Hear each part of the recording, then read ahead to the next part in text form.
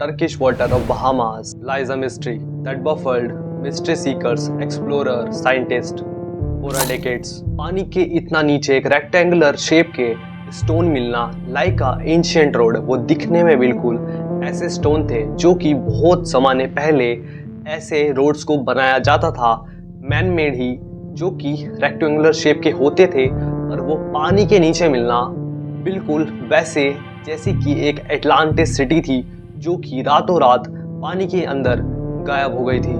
1968 में गोताखोर का ग्रुप नॉर्थ बिमिनी आइलैंड बहामास जाते हैं। उसको बिमिनी रोड भी बोला जाता है। वो जो स्टोन है या फिर वो जो एक रोड है एंशिएंट टाइम की, वो ओशन की सरफेस से ऑलमोस्ट 15 से 20 फीट नीचे थी। Bimini Road. The Bimini Road is not even very deep. It's only about 20 feet deep. It was one of the last things to be covered by Ice Age sea level rise, and that's why we show a graphic, a reconstruction of it above water. अभी से इस discovery के ऊपर debates चलती आ रही है। जितने भी मेन स्ट्रीम जियोलॉजिस्ट हैं वो ये सारी चीज़ों को बताते हैं कि ये सिर्फ एक नेचुरल फिनोमिना है जो कि एरोजन ऑफ बीच रॉक की वजह से होता है।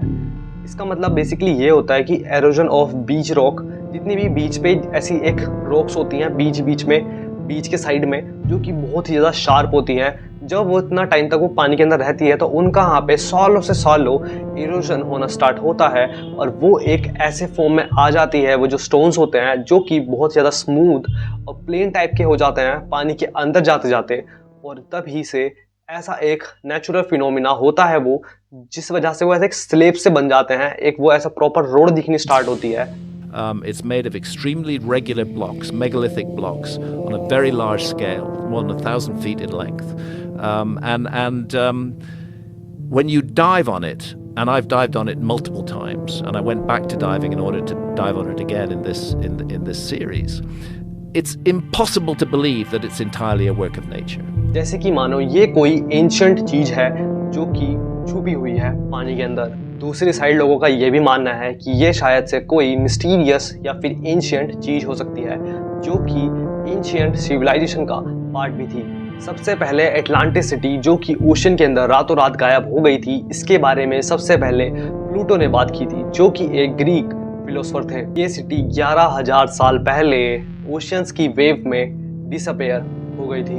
अगर हम टाइम में थोड़ा पीछे जाएं तो 1930 में स्लीपिंग प्रॉफिट ने एक क्लेम किया था कि 1968 से 1969 के बीच में कुछ तो एटलांटिस सिटी के ऐसे रिमेन्स हमको देखने के लिए मिलेंगे जो कि इस दुनिया को हिला कर रख देंगे।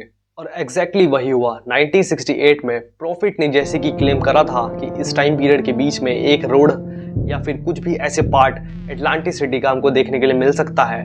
1968 में हमको वहीं पे बिमिनी रोड के बारे में पता चला, जिस वजह से काफ़ी सारे लोग ये मानते हैं कि ये सिर्फ एक मिथ है, लेकिन कुछ भी कहो ये बात तो सच हुई है, जो कि क्लियरली इस बात को प्रूफ करती है कि बिमिनी रोड कहीं ना कहीं एटलांटिस सिविलाइजेशन का पार्ट है। क्या ये रोड नेचुरली अकरिंग फॉर्मेशन है या फिर किसी एटलांटियन सिविलाइजेशन का पार्ट या फिर किसी एंशिएंट सिविलाइजेशन का पार्ट है जिसको हमारे बारे में नहीं पता या हमको उसके बारे में नहीं पता है। इस डिस्कवरी के बारे में हमारे पास बिल्कुल भी ठोस एविडेंस नहीं है, जिस वजह से हम एग्जैक्टली कुछ चीज़ को नहीं बोलते हैं।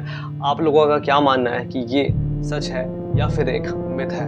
And I took a marine biologist there with me who's dived all over the world, and he agreed with me that there's just no way that this thing can be explained as a totally natural phenomenon.